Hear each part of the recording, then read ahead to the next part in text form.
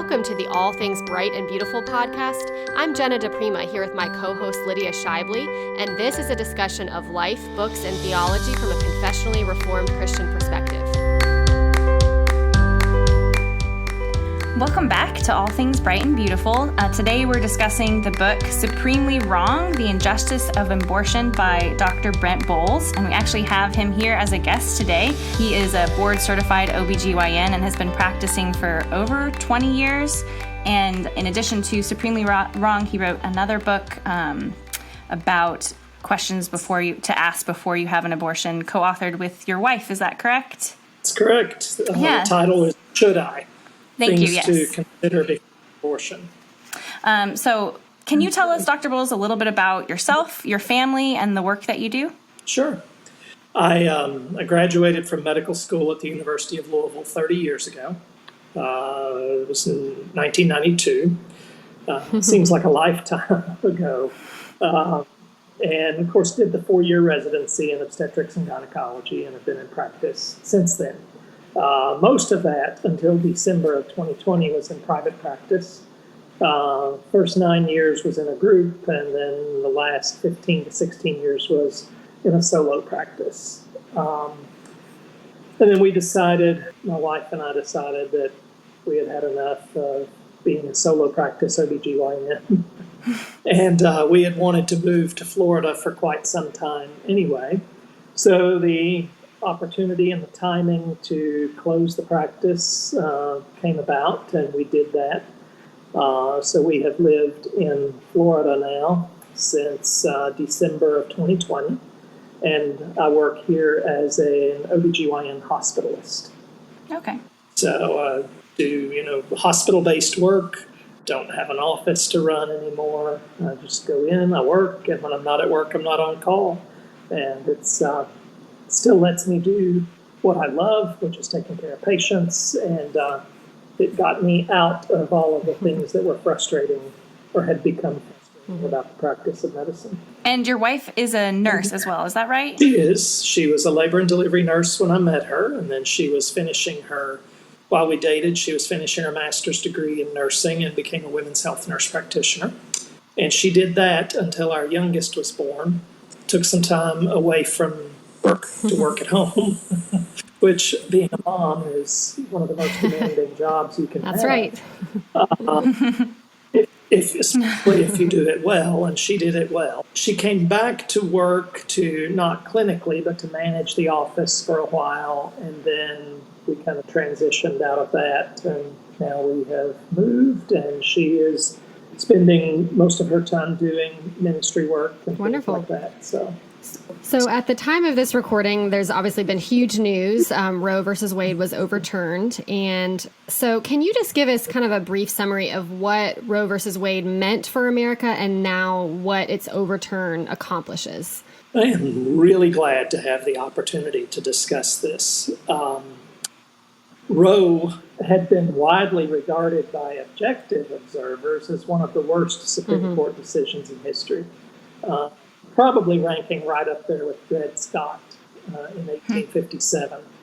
And there's more than one reason to bring that up, not just that they were similarly awful, but that they were similar in how they ruled. For your listeners who don't know what the Dred Scott case in 1857 was, that is the case that set a Supreme Court precedent declaring that black people weren't really human persons and weren't entitled to rights, couldn't appeal to the courts for any help, and were good for nothing but to be owned as slaves by white people, and that they could be treated as property, that the right of the slave owner to profit from owning slaves so that he could participate in society to the fullest economic advantage that he wanted to, that right for the slave owner overruled any and all rights that a human being could have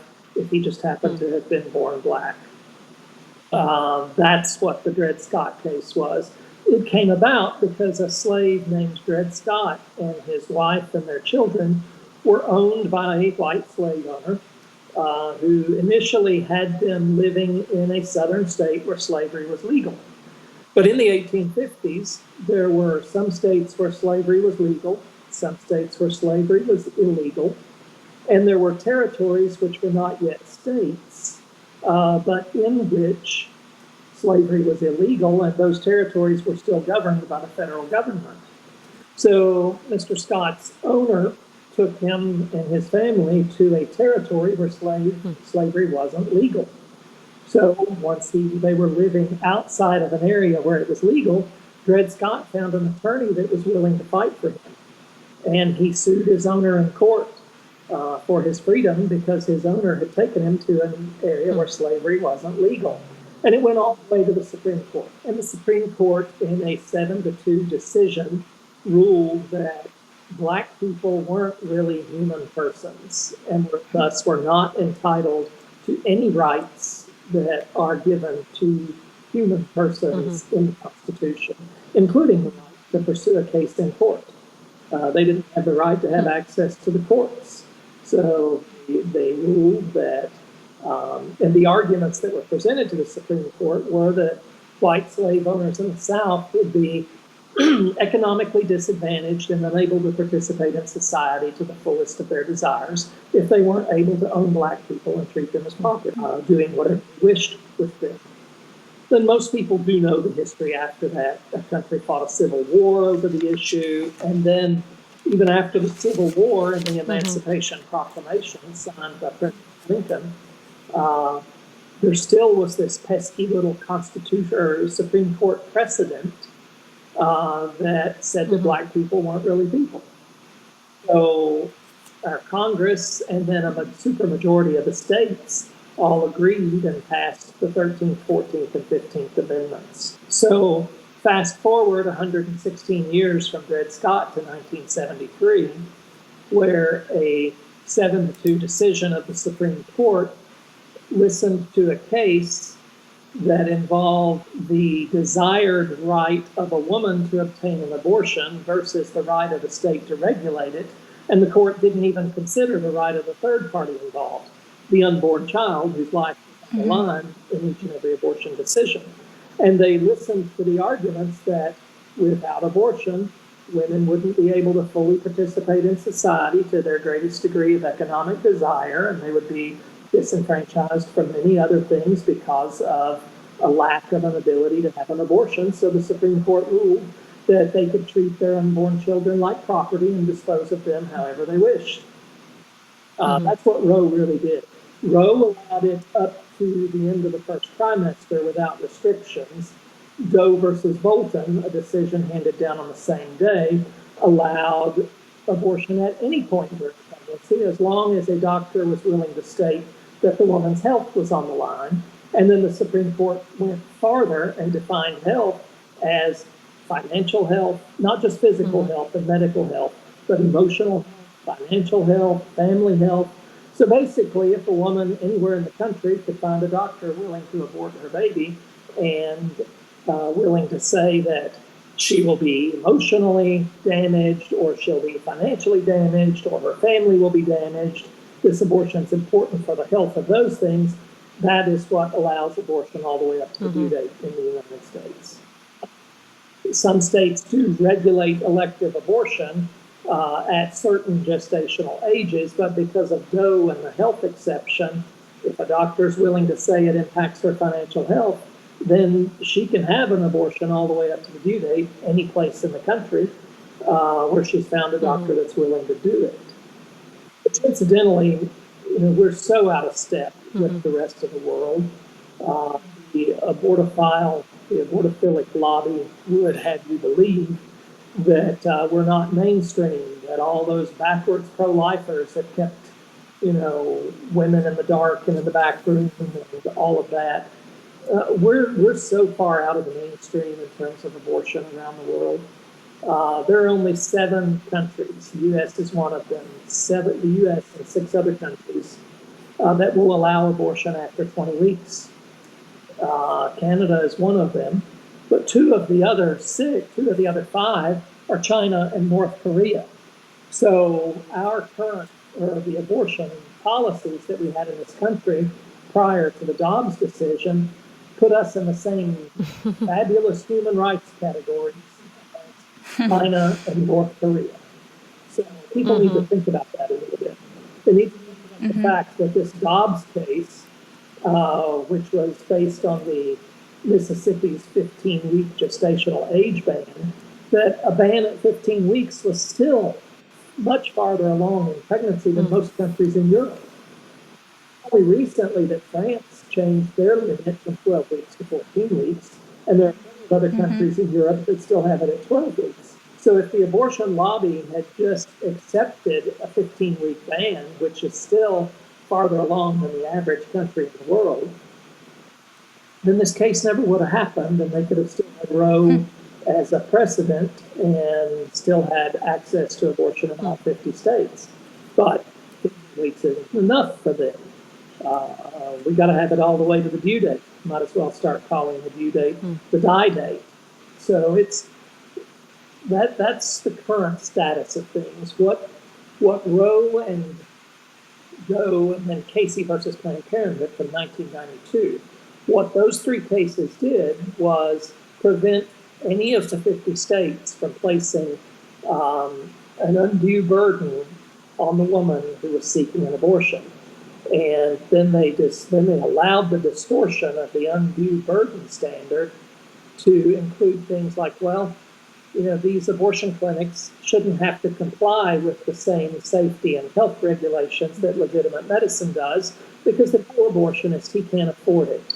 So we just have to, we can't place an undue burden on the woman who's going to seek an abortion. So she's got to have access to some guy that won't pay what it takes to keep his office clean to have her abortion, because expecting her to have the right to go to a clean office staffed by fully trained, certified, qualified people, where they actually have infection control programs and safety programs and continuing education and all the things that legitimate medicine has to do. That's an undue burden. We can't expect abortion to act like legitimate medicine. It gets a pass on all the safety things that all other patients have the right to expect. That's what Roe and Doe and Casey did. They prevented the states from regulating. They didn't just prevent states from saying, we as a state have democratically decided that we want to protect unborn life. We can't even protect the women who are seeking an abortion from unscrupulous people that use dirty instruments and autoclaves that don't work and who don't even have privileges at a hospital so they can take their patient there if there's a complication and handle it. That's what Roe and Doe and Casey did. That was the real status of abortion in America prior to the Dobbs case.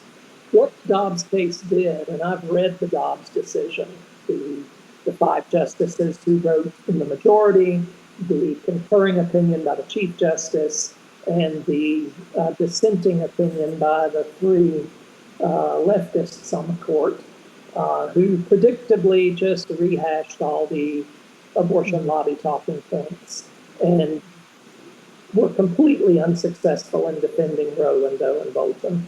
No wonder they lost in the private discussions in the chambers. They had nothing new. They had no strong case. They just continued to reiterate tired old talking points that come from the abortion industry. What Alito did, in his opinion, is really quite well worded. And before anyone, there are so many people who will just declare that you're a liar and you don't know what you're talking about. You're not even really a doctor. You're just faking it. They like to say things like that without having any evidence whatsoever, or to say that in response to a long list of scientific points that I would make, they'll just say, "Oh, you're just religious and you're a male and you shouldn't be talking about it anyway," rather than come back at the things that we have to say about this with legitimate points that debate the issue. They just attack the speaker and reiterate tired old talking points that have been overruled. So what Alito did was he illustrated why Roe was decided by completely ignoring common law, the standards, the prevailing opinions about abortion throughout American history. And they grounded a big part of Roe. This is what's so tragically ironic. They grounded a huge part of the decision in Roe within the 14th Amendment's process protections, that people can't have life or liberty taken away from them without due process. Now, what's tragically ironic about that is the 14th Amendment is part of what was required to overcome the Supreme Court precedent that said black people weren't really people. That Dred Scott dehumanized an entire class of people because of the color of their skin. Roe dehumanized an entire class of people because of their age. They were alive, they had been conceived, and they were alive. They just hadn't lived long enough to yet be born. So it dehumanized them. And it used the same arguments with the addition of a 14th Amendment defense when the 14th Amendment was designed to overcome that type of decision. It's a tragic irony that they used that, but they did. And Alito pointed out all the constitutional flaws and pointed out how abortion is different from many other issues. There are so many people who are just trying to whip up waves of hysteria by saying, oh, they're coming for your right for birth control next. You won't be able to get birth control, and you can't engage in a same-sex relationship, and you can't engage in an interracial marriage. And they're coming for all these. They're coming for you. That's what they're screaming. Alito specifically addressed that and said this issue is different from those other things because this issue takes away the life of a human being. Others don't take away anybody's right to life. And he wrote he put his constitutional reasoning together intentionally and purposefully in a way that doesn't allow the Dobbs versus Jackson Women's Health decision to be used as a precedent that then goes and changes the rights to birth control, to same-sex marriage, to interracial marriage. It doesn't affect us and never will. So, again, it's more fear-mongering. Just like the fear-mongering about, now women with ectopic pregnancies and miscarriages are going to die because they can't get an abortion. Never mind the fact that the American College of OBGYN and Planned Parenthood and the American Association of Pro-Life OBGYNs and notorious abortionist Dr. Jen Gunter and a pro-life OBGYN like me all agree that what you're doing when you treat an ectopic pregnancy is not an abortion.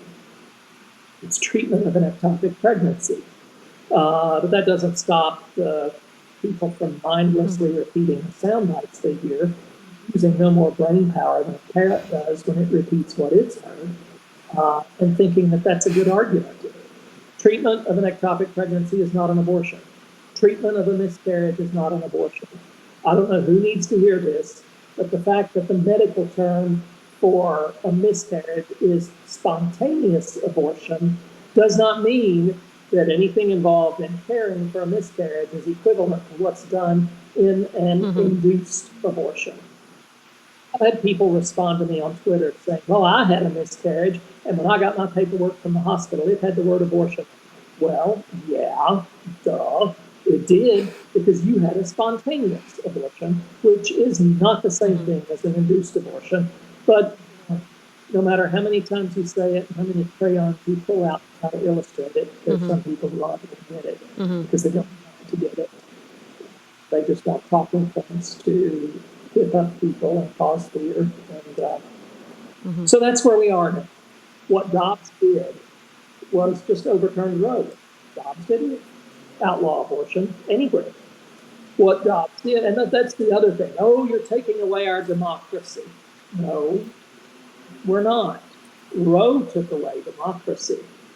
Roe said that the people of the states cannot decide for themselves whether or not they want to allow abortion. What Dobbs has done is returned the right to the people in the states through their democratically elected legislators to decide how the people in that state are going to view life and its value, and what will be allowed and what will not be allowed. So this truly protected the democratic process, which not surprisingly, the reality is exactly the opposite of what we hear from the abortion industrial complex. This was not a threat to democracy. This restored the democratic process. So the thing about the Constitution, I've read it too. People who are listening should read that thing too. It's not that long. There are certain federally protected rights that are called enumerated rights, like the First Amendment. It's an enumerated right that you have the right to life, to liberty, to the pursuit of happiness, to the right to speak freely as long as it's peaceable, the right to assemble and demonstrate or protest as long as it's peaceable, the right to print what you want, the freedom of the press.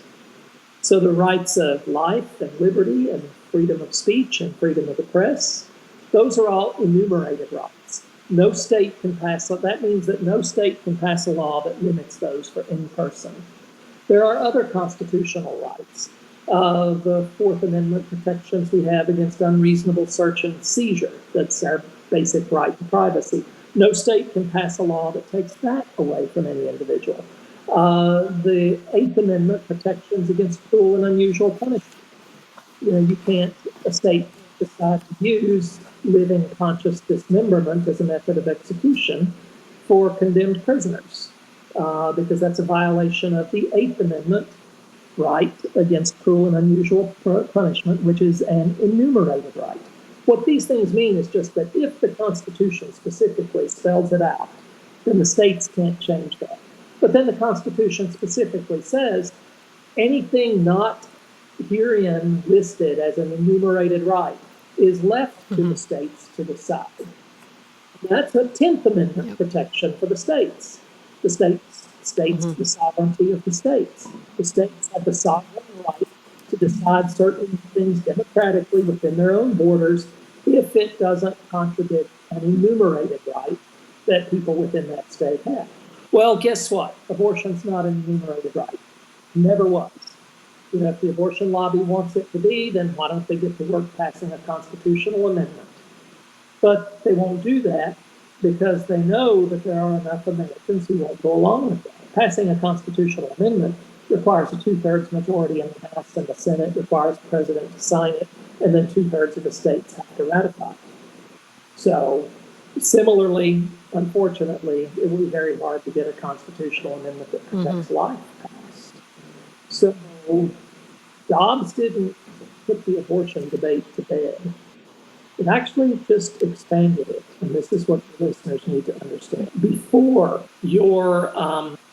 Dobbs, those who support abortion rights, all they had to depend on was the courts, because the courts would strike down practically any law a state would pass regulating abortion. And pro-life individuals who wanted a democratic voice in this process, were often thwarted because people in their own legislatures will say, well, we hear you, we'd like to do something about this, but we can't pass something that will be stricken down because of Roe.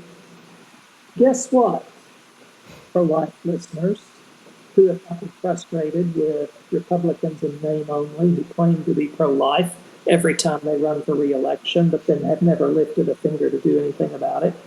They don't have Roe to hide behind anymore. They can't hide behind it. So when you call your state representatives and your state senators and you explain something that you want done, they can't look at you and say, well, we can't do that because Roe will overturn it.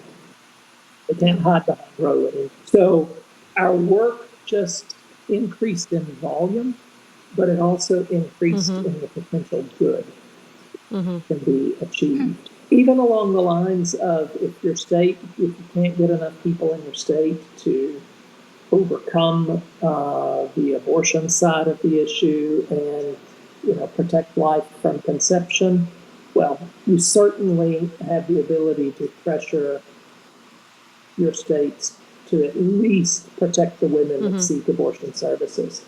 hold the abortion industry accountable, make them stick to the same standards that everybody in legitimate medicine does.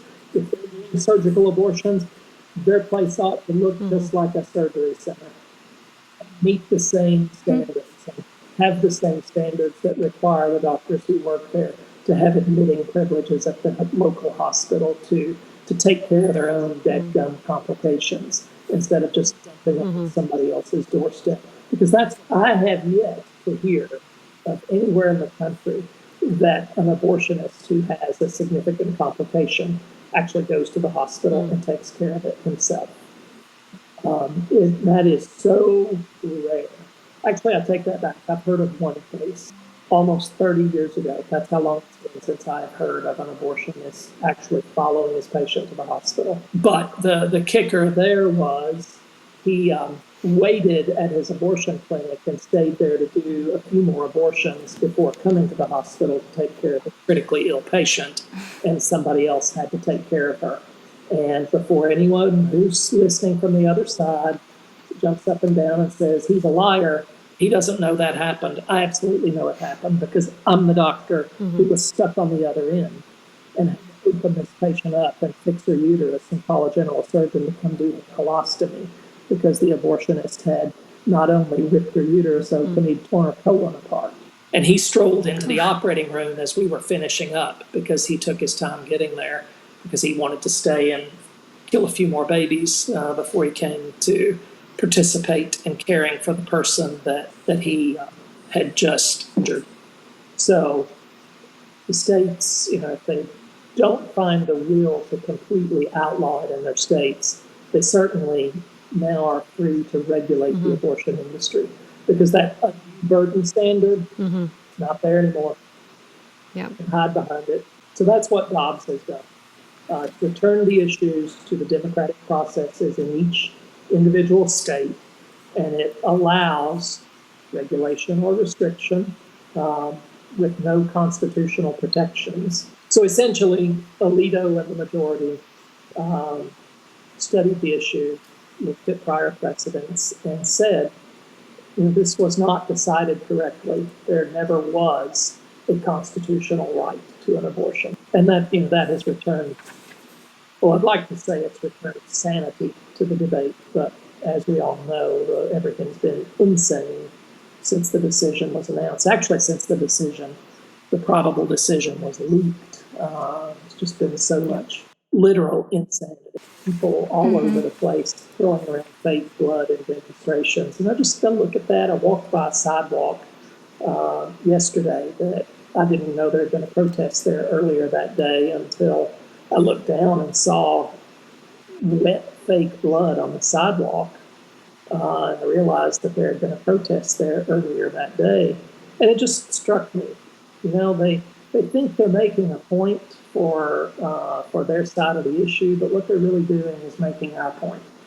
Abortion's a bloody process, and it sheds blood, and it sheds innocent blood. And that's the other side. They like to say, oh, you're just a bunch of old white men that want to control women and force them to gestate these babies, and that's forced slavery, and it's wrong. Well, no, slavery is wrong.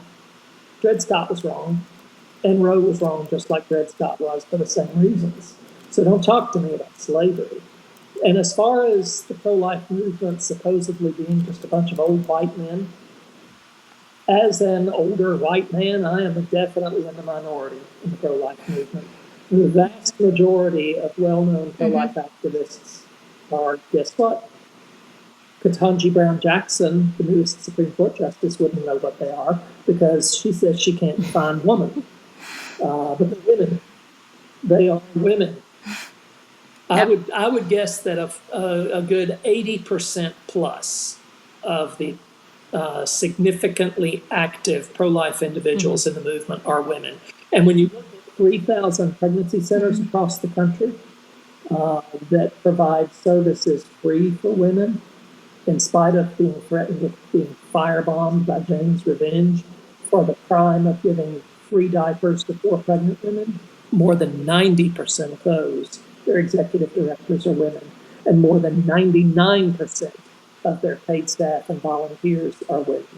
To say that the pro-life movement is just men wanting to control women, it is absolutely not. That is just a lie told by the other side. It is simply not the truth. So, and then to say that it's about control, that we're just cold and calloused towards the needs of women facing an unplanned pregnancy, they're projecting. That's just a common human thing. We sometimes project. They're projecting their own cold, calloused indifference towards the unborn child. They're projecting that onto us, as if we really are cold and callous towards the needs of women. We're not. And the pregnancy center movement proves that. If your listener wants to conduct an experiment, call the local Planned Parenthood and tell them that you're a young mom who has a 2-week-old at home, your husband just left you, and you're unemployed, and you don't have any money for diapers and formula, and see what they offer you. And then call the closest pro-life pregnancy center and tell them the same story. See who cares about your born child, and see who cares about you. They'll get you in, they'll get you diapers, they'll get you formula. And in many of them, they will also work very hard with other local ministries and people that they have access to get you a safe place to live, to help you find a job. The amount of work that's done for women in crisis by crisis pregnancy centers is just incalculable. But what does the abortion industry do for them? Takes their cash and kills their baby and kicks them to the curb.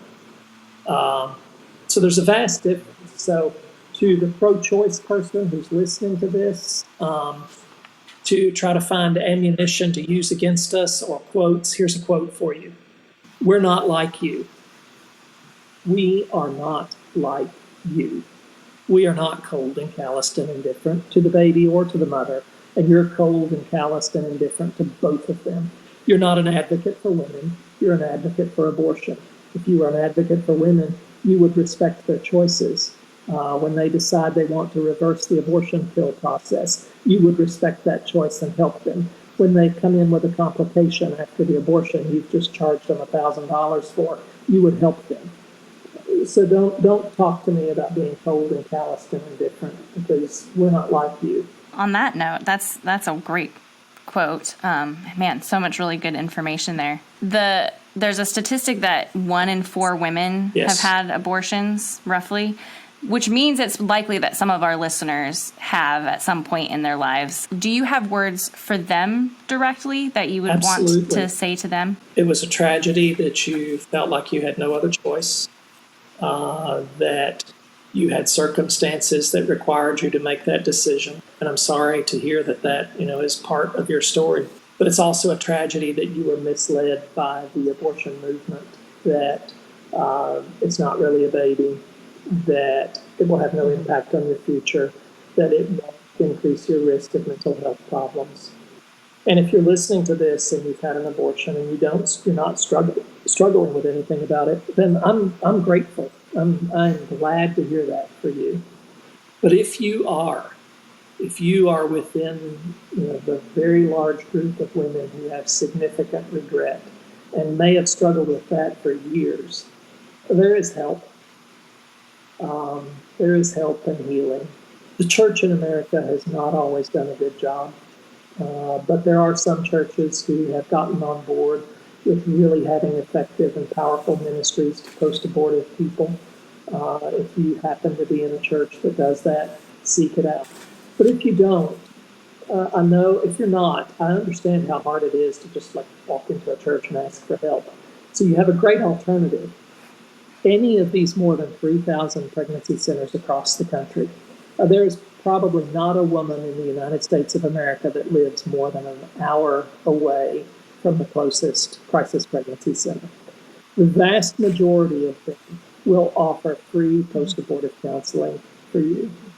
Free counseling provided by people who've been trained in the issue. Many of the centers that do this use a curriculum called Surrendering the Secret, which was designed by professionals, and the women who facilitate those sessions have to have completed a training process.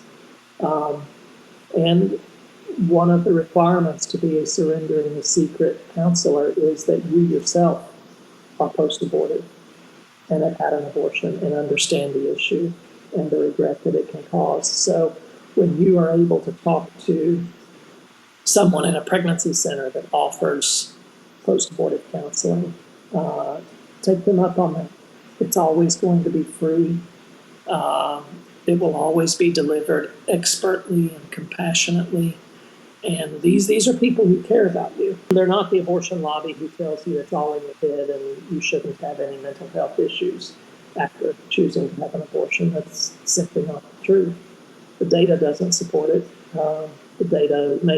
Talking about the data may be outside of the scope of our discussion here tonight, but believe me, the data is there that proves there is a mental health component to the struggles that post-abortive women have.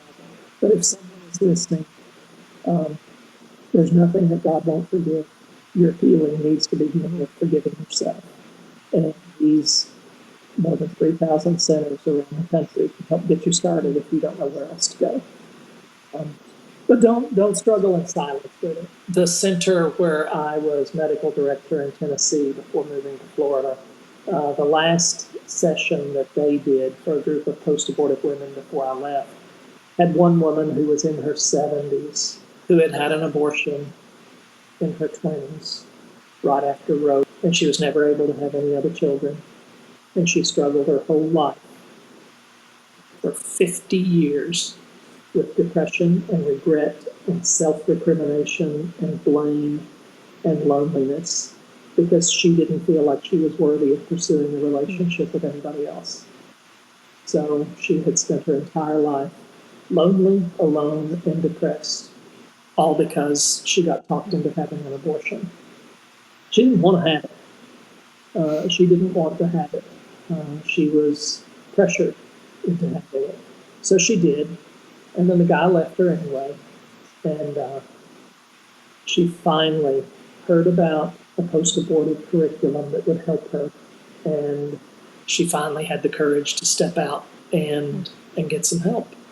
So if you're like that, don't spend your entire life and wait until you're 70 years old to reach out and ask for help, because there is plenty of it available.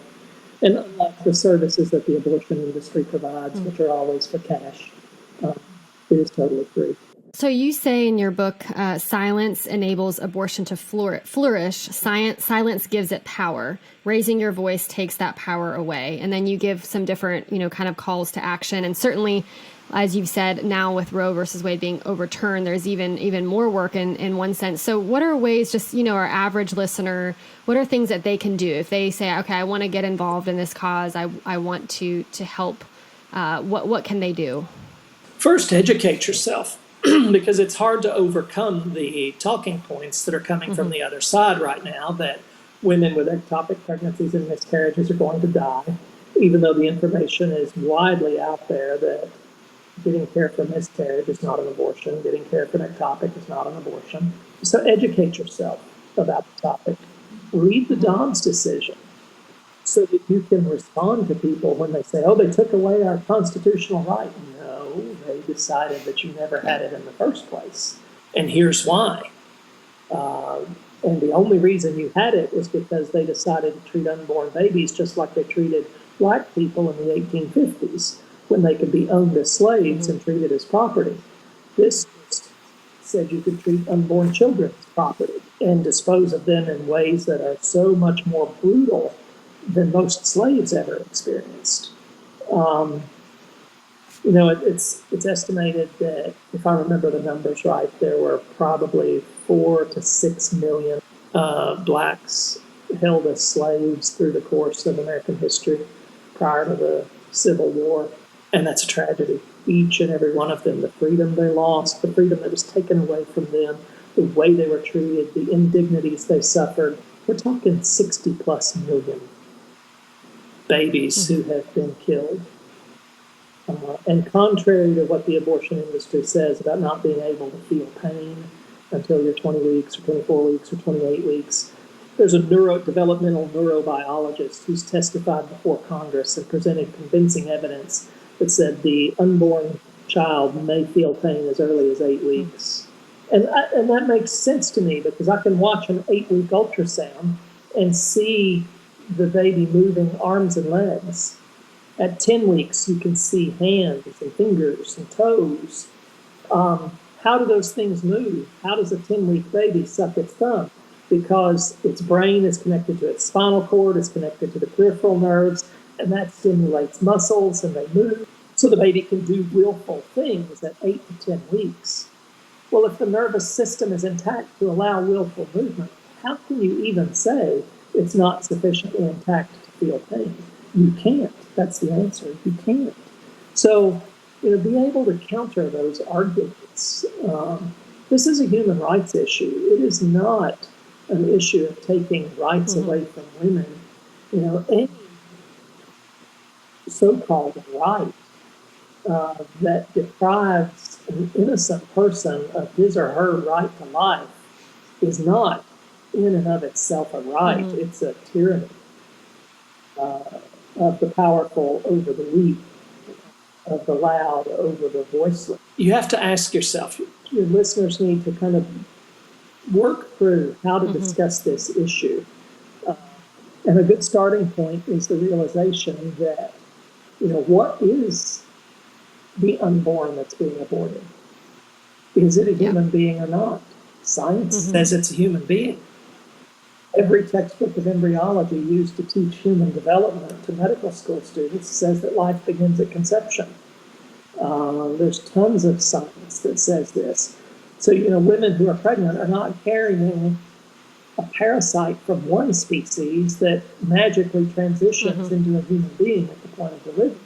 It is a human being. You don't become a human being. You are a human being from the moment you were conceived. So,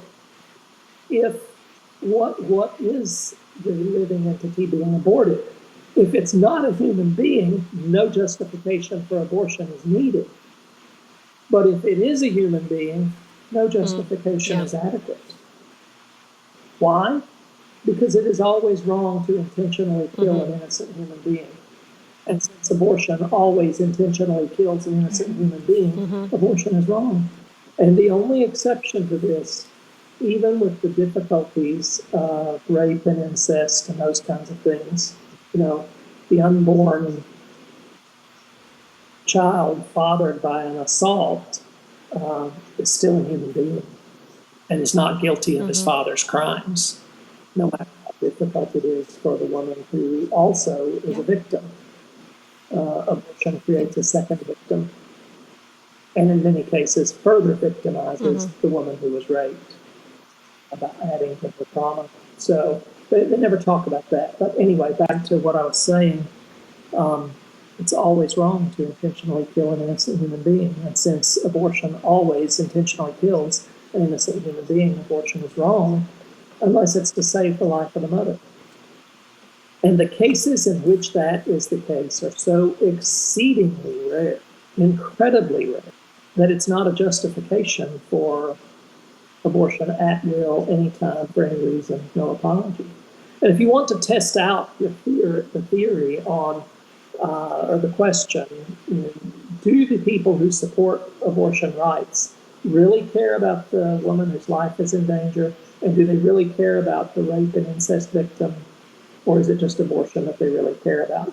So you could pose this hypothetical question to someone if you're debating the issue, and they say, well, what about the rape and incest victim? What about the life of the mother? And you say, well, statistically, those three things combined are still only about 1% or less of all abortions. But you know what?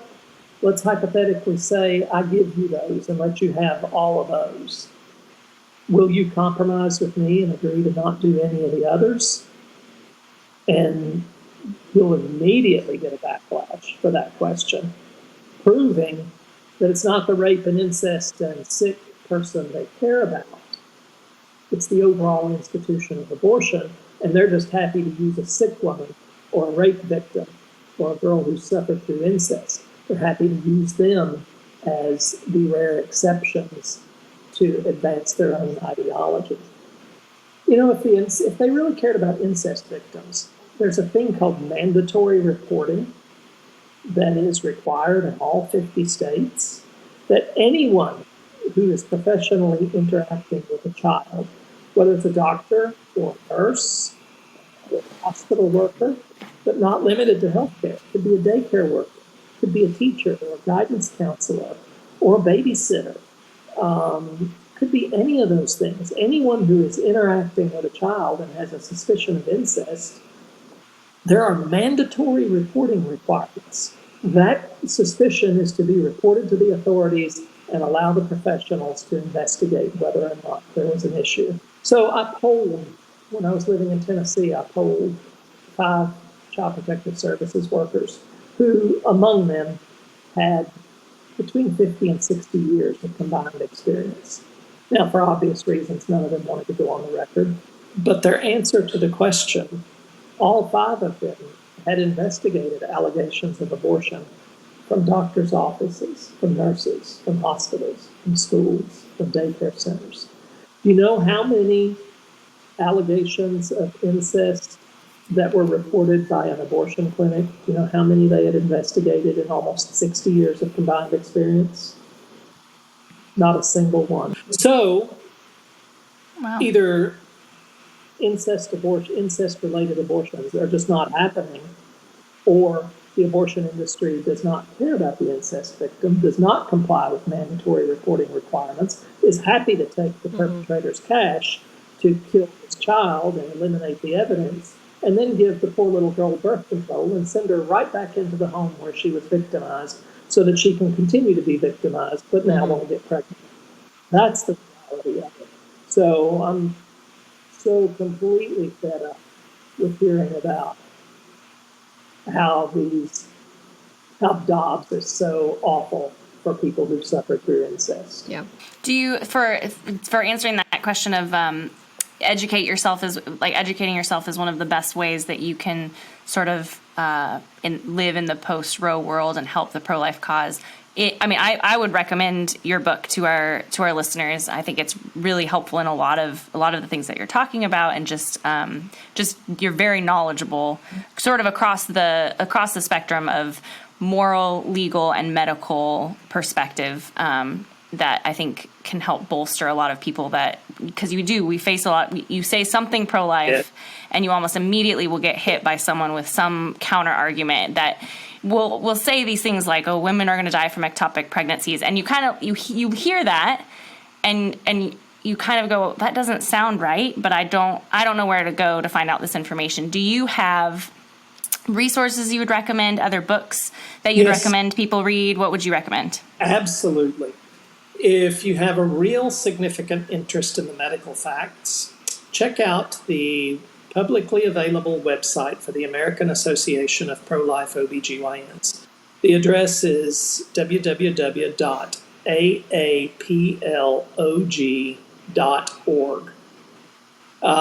Under the Resources tab, you will find all kinds of scholarly documents with dozens, sometimes hundreds of citations and references on everything from fetal pain to what to do with the life of the mother when that's in danger, to how Hippocratic medicine, really should respect life, to questions about the impact that abortion has on breast cancer risk and mental health and future preterm labor. I mean, there is so much information. There's also a good document on ectopic pregnancy and how treatment for an ectopic pregnancy is treatment of an emergency to save the woman's life. It's not an induced abortion.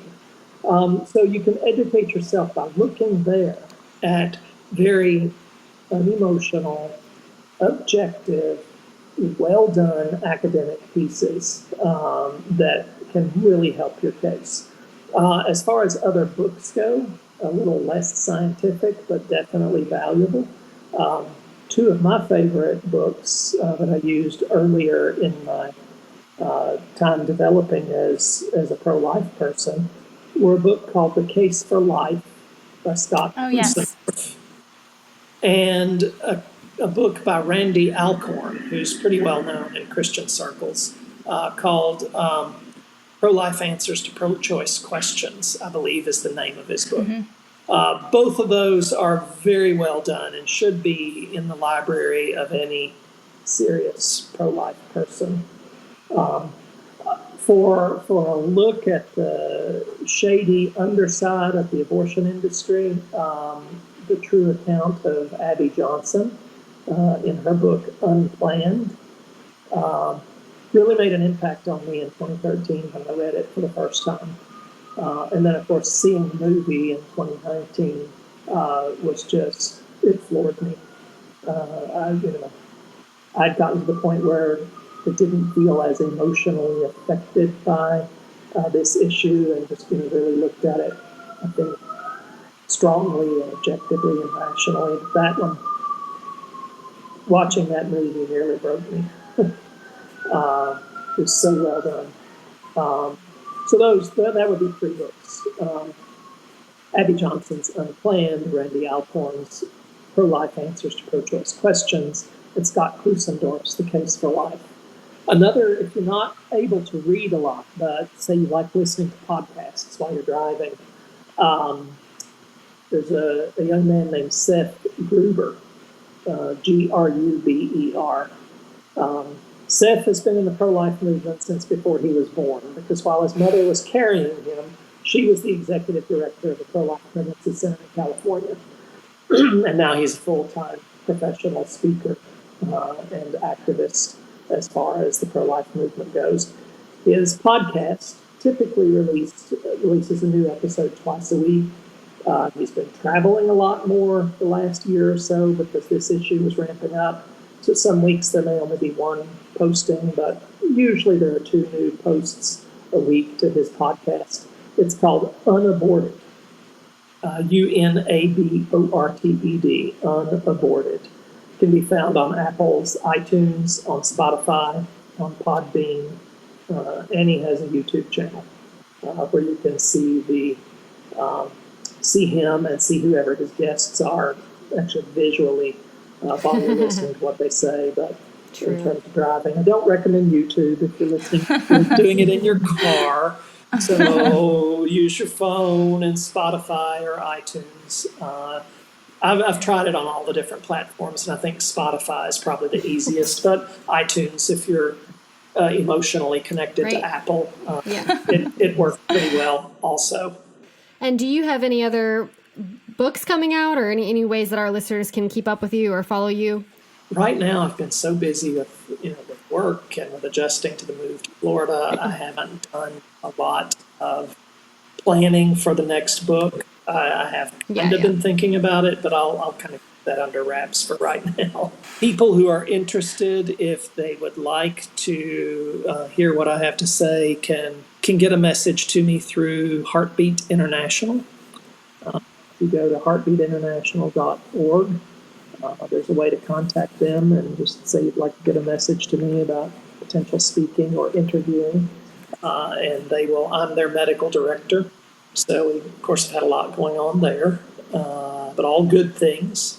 Back to what you said, though, what we were talking about, you asked me what people should do, and I started by saying, educate yourself.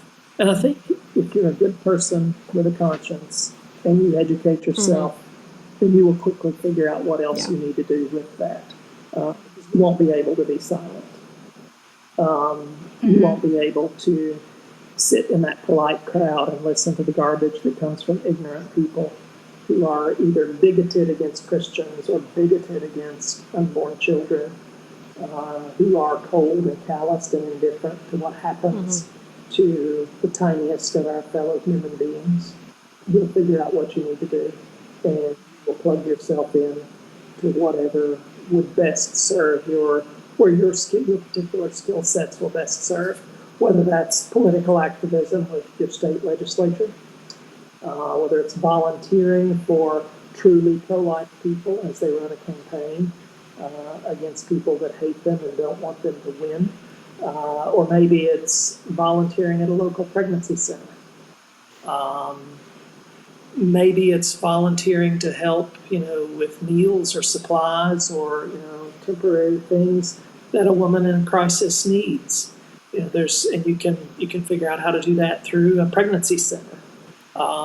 Maybe you want to join one of the ministries like Abby Johnson and support a couple of the things that she does.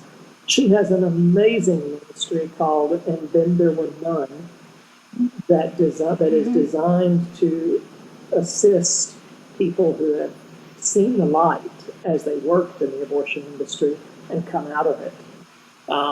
Everybody from the lowliest receptionist up to some doctors that were doing it had come through her ministry. And last I heard, she had facilitated the exit from the abortion industry for somewhere between 600 and 700 people, helping with counseling, with therapy, with job training, or retraining for something that they can do that would be decent instead of being in the abortion industry. And then she has another one that I believe is called Loveline, which really strives to meet the needs for individual pregnant women that come into contact with her ministry that need help. So there's all kinds of opportunities.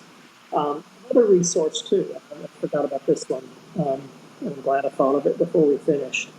So many people are so cued into social media. Start following the Live Action page on Instagram or Twitter or Facebook. They put out some really good, really smart stuff that responds very appropriately to some of the garbage that comes from the other side. Right now they're really slugging it out on the ectopic and miscarriage issue. I did spend about 45 minutes on an Instagram Live with Lila Rose last week, discussing those issues, so you can see that on Instagram. But follow what Live Action posts on Instagram, Facebook, and Twitter, because that will educate you as well. Wonderful. Well, thank you so much for your time, Dr. Boles. It's been very helpful and instructive to talk with you. And as Lydia said, we will link everything in the show notes. So a lot of the resources that you recommended will all be there if you didn't catch them. We do just thank you for our time. And as we said, this is really, in some ways, the fight is just beginning. And we praise God for this, for Roe being overturned, but there's still a lot of work left to do. Thank you for joining us today. If you'd like access to more resources, we have a website at allthingspodcast.org. We hope that you'll join us for our next episode.